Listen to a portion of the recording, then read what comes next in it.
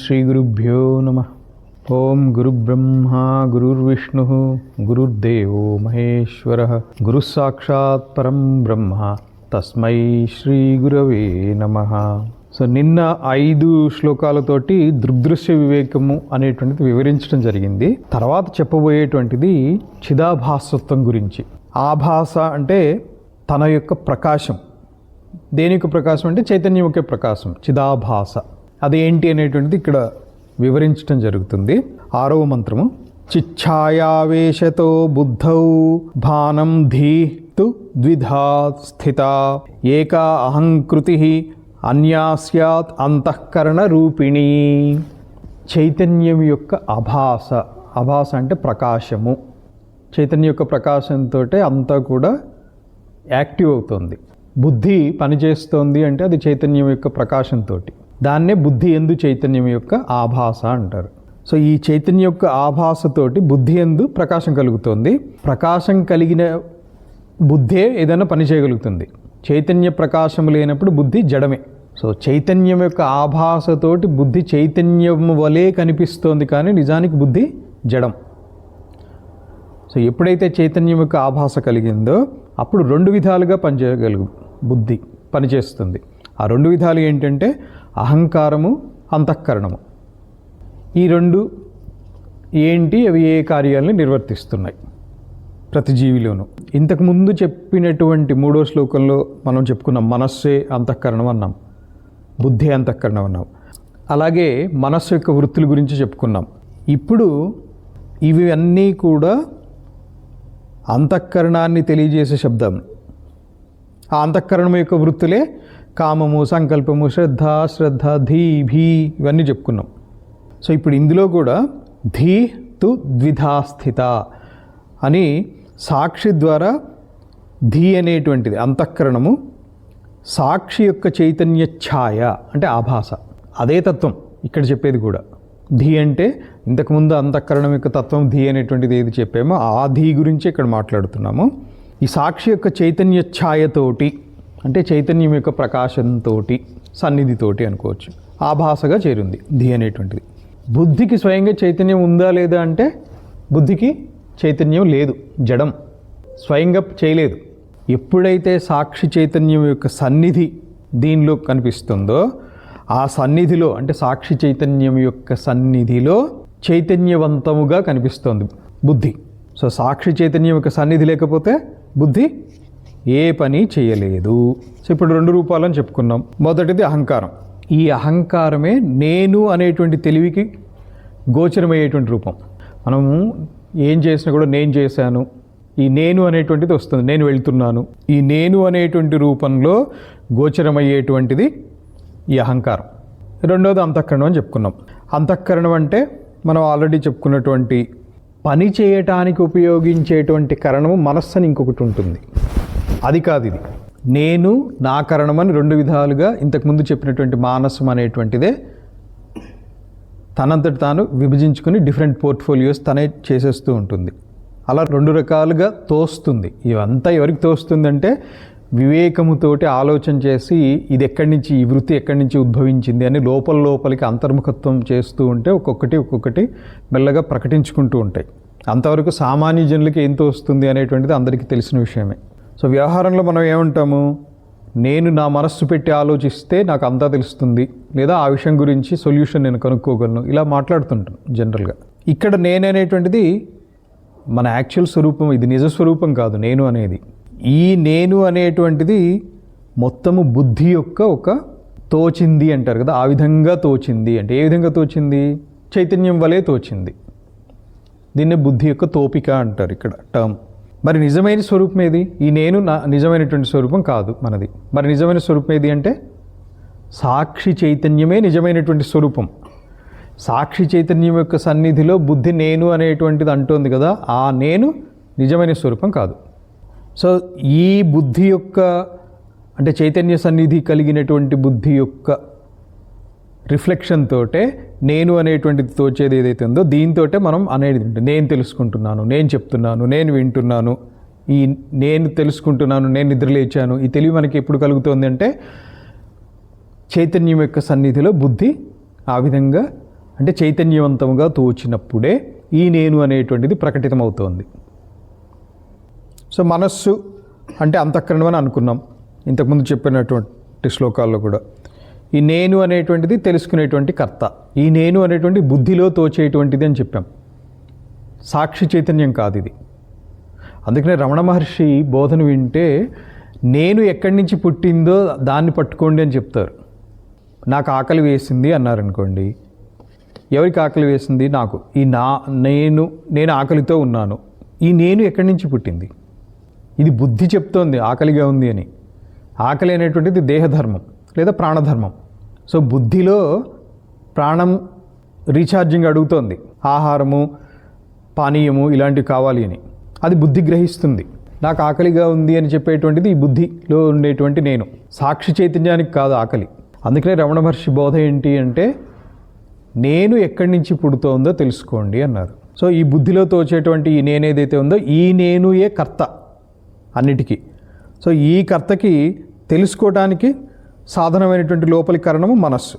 So ఈ నేను అంటే బుద్ధి చైతన్యంలో తోచేటువంటి నేను మరియు కరణం అంటే మనస్సు. ఈ రెండింటి యందు కూడా చైతన్యం యొక్క ఆభాసం ఉంది.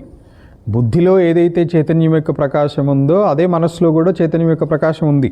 ఈ ఆభాసంతోటే మనము బయట విషయాలన్నీ కూడా ఇంద్రియముల ద్వారా గ్రహించగలుగుతున్నాం. సో ఇది చైతన్యం యొక్క ఆభాసతోటి బుద్ధిలోనే జరుగుతున్నాయి. అంటే ఏ స్థాయి వరకు మన ఆలోచన వెళ్తోందో మన ఆలోచన వెళ్ళే స్థాయి వరకు అంతా కూడా బుద్ధి పరిధిలోనే ఉంది. సో ఈ బుద్ధి ఏ విధంగా పనిచేయగలుగుతోంది? సాక్షి చైతన్యం యొక్క ఆభాస వలన. సో బుద్ధిలో నేను అని గోచరించేటువంటిది సాక్షి చైతన్యము కాదు. ఈ బుద్ధిలో నేను అనేటువంటిది గోచరించడానికి కారణం సాక్షి చైతన్యం.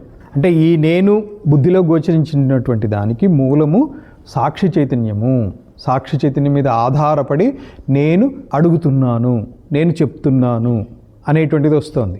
సో దీన్నే సింపుల్గా రమణ మహర్షి చాలా అద్భుతంగా అనిపిస్తుంది ఎన్నిసార్లు స్మరించినా కూడా. ఈ నేను ఎక్కడి నుంచి పుడుతుందో దాన్ని గ్రహించండి అంటారు. రోజు 15 నిమిషాలు కామ్గా కూర్చొని ఈ నేను ఎక్కడి నుంచి పుడుతోంది, ఏదైనా ఆలోచన పుట్టింది, ఈ ఆలోచనకి మూలం ఏంటి అని వెనక్కి వెతుకుతూ వెళ్తే సాక్షి చైతన్యం దగ్గరికి వెళ్ళిపోతుంది. ఇది రమణ మహర్షి బోధ. ఎంతమందికి అర్థమవుతుంది, ఎంతమందికి అర్థమైంది అనేటువంటిది సాధన చేసిన వాళ్ళకి అది అనుభూతిలోకి వచ్చేటువంటి విషయమే తప్ప ఇది వివరించేటువంటి విషయమా అంటే ఒక స్థాయి వరకే వివరించగలం, మిగతా అంతా అనుభూతి. సో ఇంకా మనం గ్రహించవలసింది ఏంటంటే ఈ విధమైనటువంటి ప్రాక్టికల్ అప్రోచ్ తెలుసుకోవటానికి అంటే సాక్షి చైతన్యాన్ని పట్టుకోవటమే ఆత్మజ్ఞానం, ఆత్మసాక్షాత్కారం అన్న. ఈ విధంగా నేను ఎక్కడి నుంచి ఆరిజిన్ అయింది అనేటువంటిది పట్టుకోవటానికి ఏ శాస్త్రాధ్యయనం కావాలి? శాస్త్రాధ్యయనంతోటో అవన్నీ చేస్తూ ఉంటే అది కూడా ఒక మిథ్యా అహంకారమే పుట్టిస్తుంది. నేను చదువుకున్నవాడిని, నేను చదువులేని వాడిని, ఇవన్నీ కూడా మిథ్యే.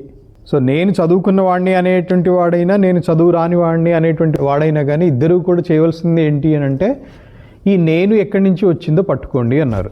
అక్కడే అందరికీ కూడా గడబడైపోతుంది. సో ఆ మాత్రం చేస్తే రోజు 15 నిమిషాలు రమణ మహర్షి చెప్పిన మాట, రోజు 15 నిమిషాలు ఈ విధంగా ఈ నేను ఎక్కడి నుంచి ఆరిజిన్ అవుతోంది, ఎక్కడి నుంచి పుడుతోంది, ఈ నేను అనే దానికి మూలమేది అనేది రోజు 15 నిమిషాలు 12 సంవత్సరాలు సాధన చేస్తే ఖచ్చితంగా వాళ్ళకి తెలిసిపోతుంది అన్నారు, సిన్సియర్గా చేసేవాళ్ళకి. సో ఇది 6వ మంత్రంలో చెప్పుకోవటం అయింది. ఇంకా తర్వాత ఛాయ, అహంకారం. ఛాయ అంటే చిచ్ఛాయ, చైతన్యం యొక్క ఛాయ. ఆభాస అన్నారు కదా ఇందాక. ఆ ఛాయ, అహంకారం వాటి గురించి, వాటి యొక్క ఐక్యత గురించి వివరించబోతున్నారు. ఎటువంటిది అది? ఛాయ అహంకారయో ఐక్యం తప్తాయ పిండవత్ మతం తదహంకార తాదాత్మ్యాత్ దేహ చేతనతాం అగాత్. ఛాయా అహంకారయో ఐక్యం తప్త అయ పిండవత్ మతం.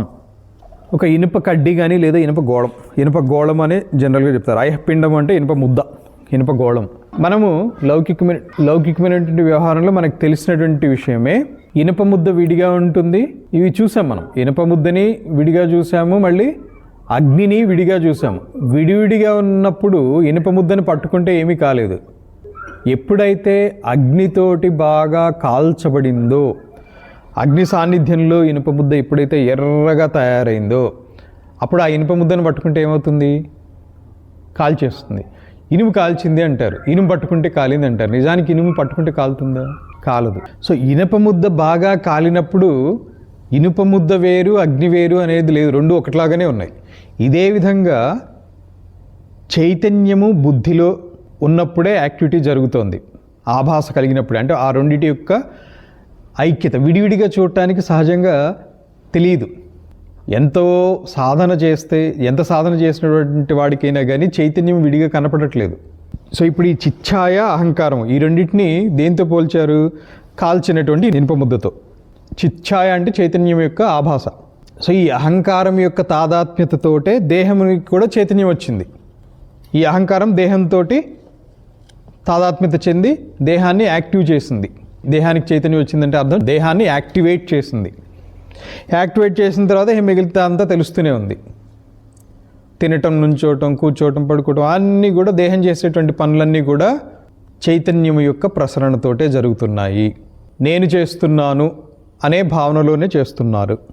ఎందుకని? దేహమే నేనైనటువంటి భావనలోకి వచ్చేసింది ఇప్పుడు తాదాత్మ్యతతోటి. దీని అంతటి కారణం ఏంటంటే చిచ్ఛాయ మరియు అహంకారం విడివిడిగా కనిపించట్లేదు. ఈ రెండు విడివిడిగా కనిపించట్లా. చైతన్యం యొక్క ఆభాస మరియు అహంకారం. ఇంతకుముందు ఈ చైతన్యం యొక్క ఆభాస బుద్ధి యందు, అహంకారము అంతఃకరణము రెండు రకాలుగా ప్రవర్తిస్తోంది అని చెప్తున్నాము. ఈ అహంకారము చైతన్యం గురించే ఈ వివరణ అంతా కూడా ఇప్పుడు. సో ఈ అహంకారం ఏం చేస్తోంది? చిదాభాసమై చిత్తు వలె వ్యవహారం అందు కనిపిస్తోంది. ఇదే చైతన్యవంతమైనటువంటిది అని అనుకుంటున్నాం మనం. కానీ ఈ చైతన్యం అనేటువంటిది చిదాభాస, చైతన్యం యొక్క చిచ్ఛాయ. సో నేను చైతన్య రూపుణ్ణు, వీడు యాక్టివ్ పర్సన్ అండి అన్నారు. యాక్టివ్ పర్సన్ అనేటువంటిది దేహాన్ని, బాగా తెలివైనవాడు అన్నారు. బుద్ధి కూడా జడమే. ఆ చైతన్యం యొక్క ఆభాసతోటే బుద్ధి చైతన్యవంతమైంది. దేహము అహంకారం యొక్క తాదాత్మ్యతతోటి దేహం చైతన్యవంతమైంది. ఈ విషయాన్ని గ్రహించటంలా. దానికి కారణం ఉపమానం చెప్పారు. అయఃపిండము అగ్ని సాన్నిధ్యంలో, అంటే అగ్నిలో బాగా కాల్చబడిన తర్వాత రెండు విడివిడిగా, అంతకుముందు మనకి జ్ఞానం ఉంది కాబట్టి ఇనుప ముద్ద వేరు లేదా ఇనుప గోళం వేరు, అగ్ని వేరు. తర్వాత ఈ రెండు కాస్త చల్లారిన తర్వాత ఇనుప ముద్ద మళ్ళీ చల్లగా ఉంటుంది, వేరే ఉంటుంది, అగ్ని వేరే అనేటువంటిది మనకు తెలుసు ఇది ప్రాక్టికల్గా. కానీ ఉపమానంలో వ్యవహారికంగా చెప్పినటువంటి ఈ అయఃపిండ అగ్ని సమ్మేళనం యొక్క ఉదాహరణ వ్యావహారికంగా అర్థమవుతోంది. పారమార్థికంగా వచ్చేటప్పటికీ చిచ్ఛాయ, అహంకారము రెండు వేరే అనేటువంటిది బోధపడటంలా. కారణం ఏంటంటే విశ్లేషణ లేకపోవటం. దీన్నే సాధన అనాలి. ఇది తెలుసుకోవడానికి ప్రయత్నమే సాధన.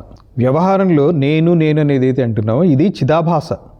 ఇది ఈ నేను అనేటువంటిదే చిదాభాసమై కనిపిస్తున్నప్పటికీ తెలుసుకునేటువంటి శక్తి అహంకారానికి చెందింది కాదు. ఆ తెలుసుకునేటువంటి శక్తి ఎవరిది అంటే చైతన్యంది.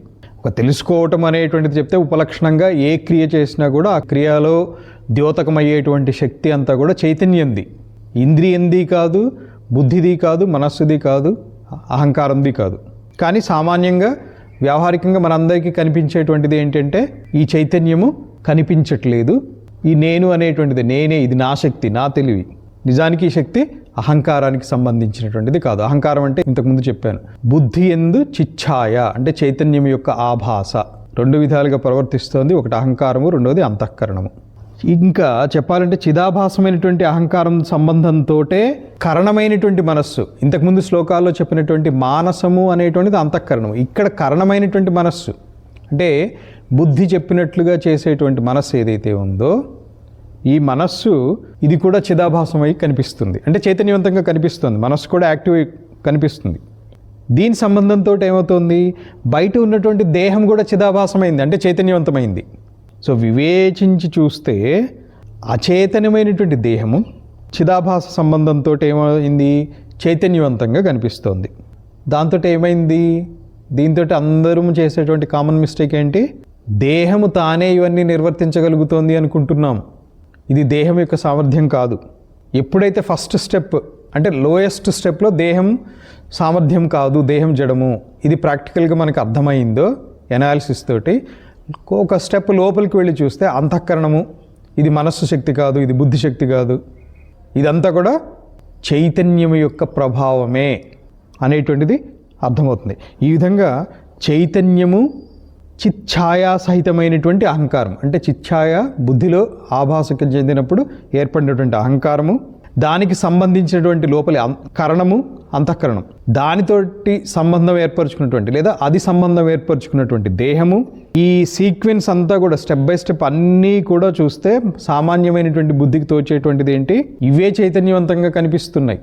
నిజానికి చెప్పాలి అంటే సాక్షి ఒక్కడే చైతన్య స్వరూపుడు, మిగతా అందరూ జడమే. సాక్షి ఒక్కడే చిద్రూపుడు, మిగతా అంతా చిదాభాసే. అంటే సాక్షి చైతన్యము, మిగతా అంతా కూడా చైతన్యం యొక్క ఆభాస, ఒక వ్యక్తీకరణ, ఒక చిన్న రిఫ్లెక్షన్ అంతే. సో ఆ రిఫ్లెక్షన్ తోటి ఏమైంది, చైతన్యంలాగా కనిపిస్తోంది. సో నిజానికి సాక్షి తప్ప మిగతాది ఏది కూడా చైతన్యము కాదు, జడమే.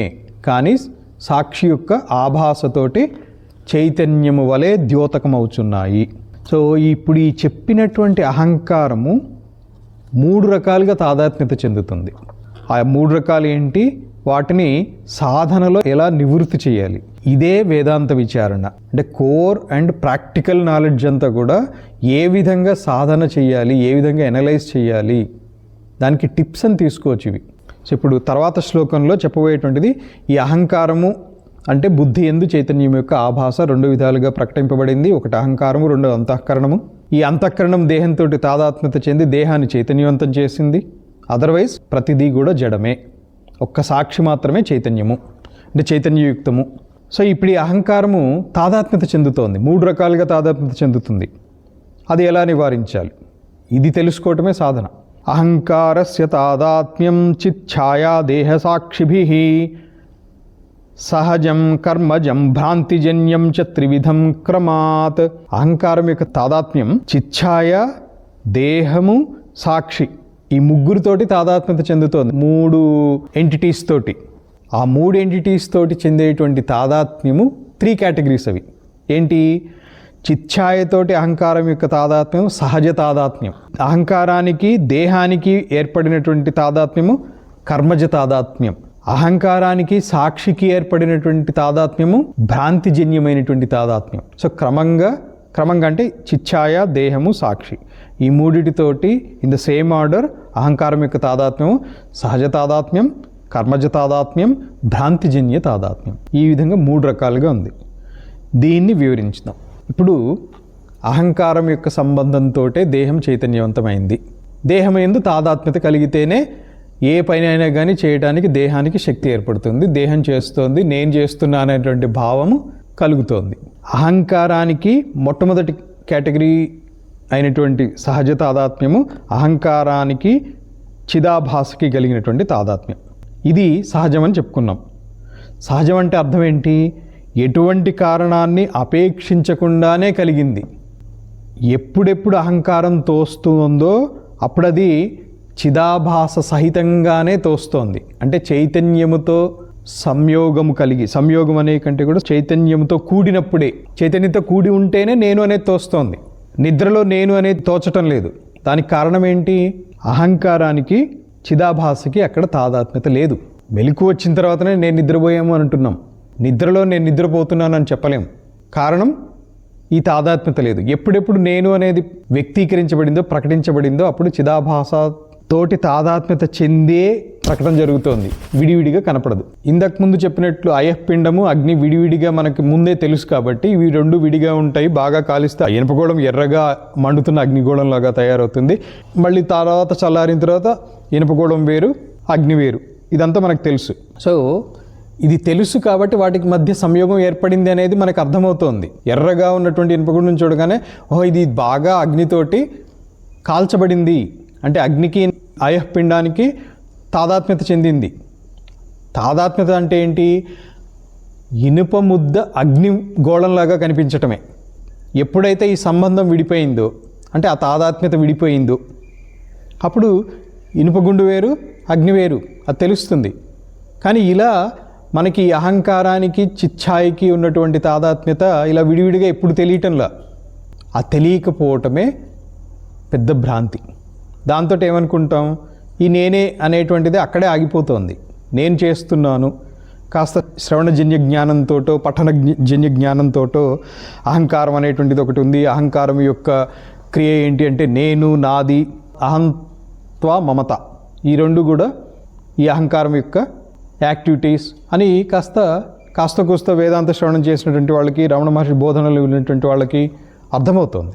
కానీ విడివిడిగా తెలియటంలే ఎవరికి. అహంకారాన్ని, చైతన్యాన్ని విడివిడిగా తెలుసుకునేటువంటి సామర్థ్యత మాత్రం ఇంకా రాలేదు. కారణం ఏంటంటే ఇది సహజ తాదాత్మ్యము. ఎప్పుడెప్పుడు అహంకారం ద్యోతకమైందో అప్పుడు అది చైతన్య సహితంగానే ద్యోతకమవుతోంది. హెన్స్ ఆ రెండింటిని విడివిడిగా సాధారణంగా విడదీసి చూడటానికి, వ్యక్తీకరించడానికి సాధ్యపడటంలా. కానీ సాధనతోటి వస్తుంది ఇది.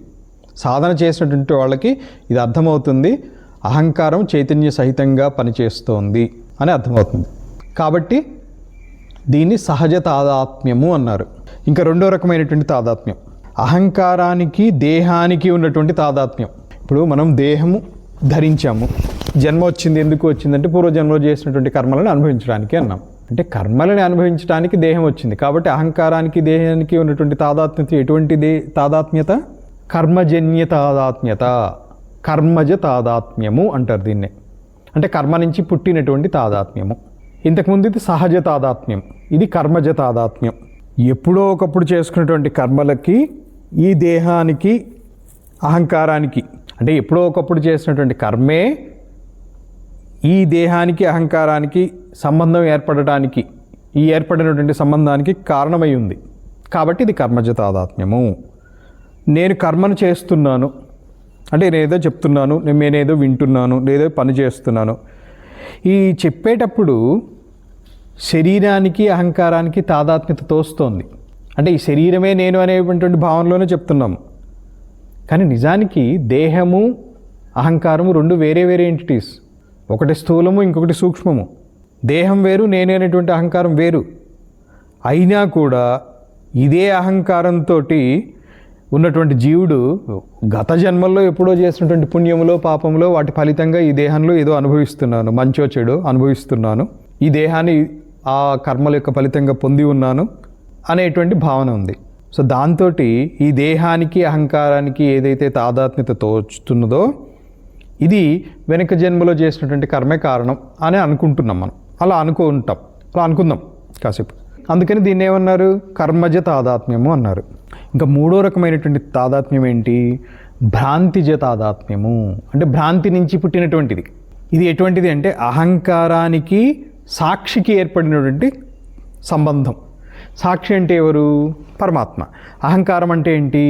బుద్ధి ఎందు తోచినటువంటి పరమాత్మ యొక్క చైతన్యం యొక్క ఆభాస, చిదాభాస, చిచ్ఛాయ.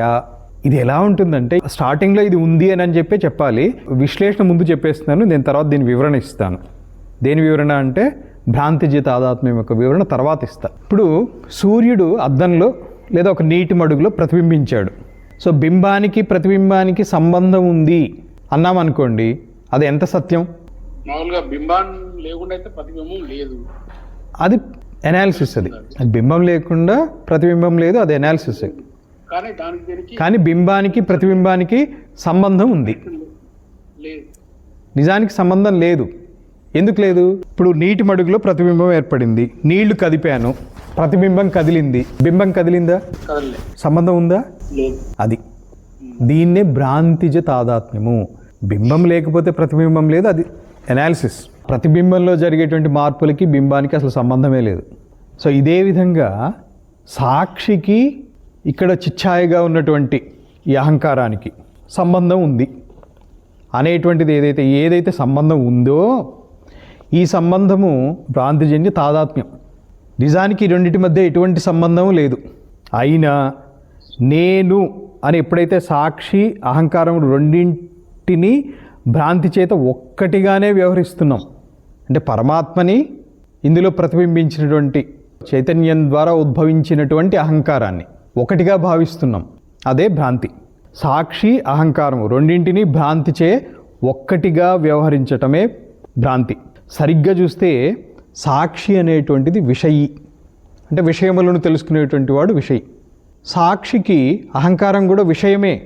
సో విషయి, విషయ సంబంధం లాంటిది ఉందా అంటే ఉంది, లేదు అంటే లేదు. విషయానికి, విషయికి ఏం సంబంధం ఉంటుంది? విషయంలో జరిగే మార్పుకి విషయిలో మార్పు ఏమైనా జరుగుతుందంటే లేదు. తటస్థంగా ఉంటూనే విషయాన్ని గ్రహిస్తూ ఉంటాడు. సో సాక్షి, సాక్ష్యము, దీన్నే విషయి, విషయము, సాక్షి, సాక్ష్యము. సాక్షి పరమాత్మ చైతన్యం, సాక్ష్యం ఏదంటే అహంకారం. సో ఈ సాక్ష్యాన్ని విశ్లేషించి చూడకపోవటంతో భ్రాంతి కలుగుతోంది. భ్రాంతి కలిగి రెండు ఒకటే అనేటువంటి ఒక తాదాత్మ్యత. ఇది యాక్చువల్గా పరమాత్మ అనే కంటే కూడా జీవాత్మ అంటే ఇమ్మీడియట్గా మీకు అర్థమయ్యేది. సో జీవాత్మ యొక్క ప్రతిబింబం బుద్ధి ఎందు ప్రతిబింబించినప్పుడు అహంకారం ఏర్పడింది. అహంకారంతో నేనే జీవుడు అని, నేనే దేహం అని ఒకసారి అనుకున్నాడు. అదే స్థాయిలో ఉండి నేనే జీవుడు అని అంటున్నాడు. నేను మరణించాను అన్నాడు. నేను మరణించాను అన్నప్పుడు జీవుడు మరణిస్తాడా? మరణించడు. మరణించేటువంటిది దేహం.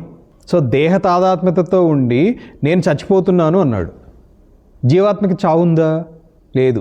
సో ఎందుకు వచ్చింది ఇది అని అంటే, అహంకారము జీవాత్మ రెండు ఒకటే అనే వ్యవహారాలు చేస్తున్నాం మనం. ఇప్పుడు అసలు జీవాత్మ అనేటువంటి దాన్ని ఎందుకు కల్పించారు మహాత్ములు అని అంటే, ఇలాంటి వివరణ చెప్పడం కోసం. ఇప్పుడు డైరెక్ట్గా పరమాత్మకి అహంకారానికి అంటే అది ఎప్పటికీ తెగదు. అందుకని మధ్యలో జీవాత్మ అనేటువంటిది ఒకటి ఉంది. ఆ జీవాత్మ బుద్ధి ఎందు ప్రతిబింబించినప్పుడు అహంకారం అనేటువంటిది ఒకటి ఏర్పడింది. ఈ అహంకారం అనేటువంటి దేహంతో తాదాత్మ్యత చెందింది. దేహానికి ఏదైనా కష్టం వస్తే నేను కష్టపడుతున్నాను అనేటువంటిది జీవబుద్ధితోటి అంటున్నాడు. అంటే జీవాత్మ దేహము ఒకటే అనేటువంటి భావనలో ఉన్నాడు. సో అలా వివరించి చూస్తే భ్రాంతిజ తాదాత్మ్యము, సహజ తాదాత్మ్యము రెండు అంతా ఒకటే కలగాపూలగమైపోయింది వివేకం లేకపోవడంతో. సహజ తాదాత్మ్యాన్ని, భ్రాంతిజ తాదాత్మ్యాన్ని రెండు ఒకటిగా చేసి మాట్లాడుతున్నాం మనం. కాసేపు నేనే జీవాత్మ అంటున్నాడు, కాసేపు నేను దేహము, నేను జడము అని అంటున్నాడు. దేహానికి దెబ్బ తగిలినప్పుడు మాత్రం నాకు దెబ్బ తగిలింది అంటున్నాడు. సో దీన్ని అనలైజ్ చేస్తే ఈ మూడు డిఫరెన్సెస్ స్పష్టంగా అర్థమైపోతే విచారణ ఒక మెట్టు ఎక్కినట్లే. కాబట్టి భ్రాంతితోటి ఈ తాదాత్మ్యాన్ని కల్పించుకున్నాము మనం. ఇంకా కొంచెం లోపలికి వెళ్ళి చూసామనుకోండి, అహంకారానికి దేహానికి ఉన్నటువంటి సంబంధం ఇంతకుముందు ఏమని చెప్పాను? కర్మలతోటి దేహం ఉత్పన్నమైంది కాబట్టి కర్మజ తాదాత్మ్యం అని చెప్పాను, అవునా? సో ఈ కర్మజ తాదాత్మ్యం కూడా నిజానికి కొంచెం డెప్త్కి వెళ్ళి చూస్తే అది కూడా భ్రాంతిజన్య తాదాత్మ్యమే. ఎందుకని? మనం కర్మజ తాదాత్మ్యం యొక్క వివరణకి చెప్పేటప్పుడు ఏం చేసాము? ఒక జన్మలో చేసినటువంటి కర్మల ఫలితంగా ఈ దేహం వచ్చింది, ఈ దేహంతో తాదాత్మ్యం ఏర్పడింది. అంటే ఈ దేహం ఏర్పడటానికి కారణం ఆ కర్మ కాబట్టి కర్మతోటి దేహం వచ్చింది, కర్మజ తాదాత్మ్యం. అదే కదా అక్కడ వివరణ ఇచ్చాను. ఆ జన్మలో కర్మ చేసినటువంటి దేహం వేరు, ఈ జన్మలో వచ్చినటువంటి దేహం వేరు.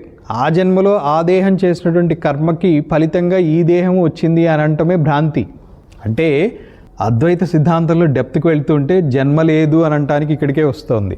అది ఆ జన్మలో ఆ దేహం ఏదో చేస్తే ఈ జన్మలో ఇక్కడ పుణ్యం పాపం రావటం ఏంటి? అంటే అది ఉంది అని అనుకునేటమే భ్రాంతి. అది ఉంది అనుకుని ఏం చేస్తున్నాము? నాకు ఇప్పుడు ఏదో కష్టం వచ్చింది కాబట్టి ఈ కష్ట పరిహారం కోసం అదేదో పూజ చేయాలి, లేదా అదేదో ప్రదక్షిణలు చేయాలి, చెట్టు చుట్టూతో తిరగాలి, పుట్ట చుట్టూతో తిరగాలి, లేదా అక్కడికి పోవాలి, ఇక్కడికి పోవాలి. ఆ దేహంలో చేసిన దానికి ఈ దేహానికి సంబంధం ఉంది అనుకోవటమే ఇక్కడ భ్రాంతి.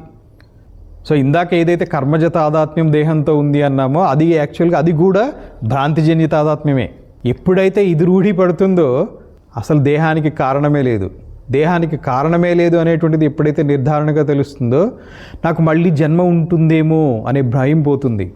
ఎప్పుడైతే ఈ భయాన్ని తొలగించే స్థాయికి వచ్చామో నేను జన్మరహితుడిని, అజుడను, అమరుడను, ఇలా స్టెప్ బై స్టెప్ సహజ తాదాత్మ్యంలోకి వెళ్ళిపోతారు.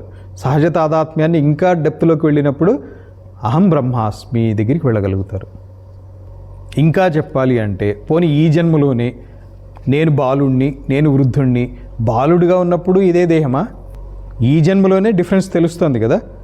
బాలుడిగా ఉన్నప్పుడు దేహం వేరు, వృద్ధుడిగా అయినప్పుడు దేహం వేరు. నా దేహము అంటున్నాము కానీ నేనే దేహం అంటల్లా. సో దేహానికి అవస్థలు ఉన్నాయి, బాల్యావస్థ, యవనవస్థ, వృద్ధావస్థ, ఇవన్నీ. దీంతో ఏం తెలుస్తుంది? దేహాన్ని అహంకారాన్ని విడదీసి ఈ అవస్థలు ఏవైతే ఉన్నాయో బాల్యము, వార్ధక్యం, ఇవన్నీ కూడా అభిమానంతో అహంకారంతో తోస్తున్నాయి అంతే, తాదాత్మ్యంతో. అంటే ఈ దేహం నేనే అనేటువంటి తాదాత్మ్యత. సో ఈ అవస్థలు దేహానివి, అహంకారానివి కాదు. అహంకారం బాలుడుగా ఉంది, వృద్ధుడిగా ఉందా? లేదు, దేహ తాదాత్మ్యతతోటి అలా ఫీల్ అవుతుంది. సో ఇది ఈ జన్మలోనే ఇది భ్రాంతి అనేది తెలిసిపోతూ ఉంటే గత జన్మల్లో చేసిన ఈ జన్మలో వచ్చాయనుకోవటం ఇంకా భ్రాంతి అనటంలో అంటే ప్రూవ్ బై ఇండక్షన్. ఇది ఈ జన్మలో ఈ స్టేజెస్లో దేహం మారిపోయింది, ఇది దేహానికి సంబంధించింది, అహంకారం అనేది కాదు. ఇది ప్రూవ్ చేసిన తర్వాత గత జన్మలో చేసిన దానికి ఈ జన్మలో ఈ దేహం అనుభవిస్తోంది అనటం అని కూడా హెన్స్ నాట్ అప్లికబుల్. కాబట్టి ఏంటంటే కర్మతోటి దేహం ఉత్పన్నమైంది అనుకోవటం కూడా భ్రాంతే. నాకు జన్మ ఉంది అనుకోవటమే భ్రాంతి. సో ఆ జన్మలో ఆ దేహానికి అహంకారానికి ఉన్న సంబంధము అది అభిమాన మాత్రంగా ఉన్నందువలన ఆ జన్మలో ఆ జన్మ యొక్క దేహంతో ఆ దేహంతో చేసినటువంటి కర్మని ఈ దేహం పొంది ఉంది అని అనుకోవటము భ్రాంతి. కాబట్టి కర్మజ తాదాత్మ్యం అని ఇంతకుముందు ఏదైతే వివరించామో అది కూడా భ్రాంతిజ తాదాత్మ్యమే. అయినా కూడా ఏమవుతుంది, వ్యవహారంలో ఏమవుతుందంటే ఈ శరీర ఇంద్రియ సంఘాతములతో అంటే కార్యకరణ సంఘాతంతో కూడినటువంటి ఆత్మయే నేను అని వ్యవహరిస్తున్నాం. దీంతో ఏమైందంటే జీవుడు ఒక జన్మలో చేసిన పుణ్యము పాపము ఇవన్నీ ఇంకో జన్మలో అనుభవించవలసి వస్తుంది అని భావించి అహంకారానికి దేహానికి సంబంధం ఏర్పరిచి ఇది కర్మజ తాదాత్మ్యం అని చెప్పాల్సి వచ్చింది అక్కడ. అంటే లోయర్ లెవెల్లో ఒక అండర్స్టాండింగ్ కోసం తీసుకురావటం ఇదంతా. సో అవస్థలను విడదీయటానికి ఒక ఫస్ట్ స్టేజ్లో ఏంటంటే ఇది ఇలా ఉంటుంది అని ఒక అండర్స్టాండింగ్ తీసుకొచ్చి దాన్ని నెక్స్ట్ స్టేజ్లో ఇది కూడా భ్రాంతే అని చెప్తున్నారు.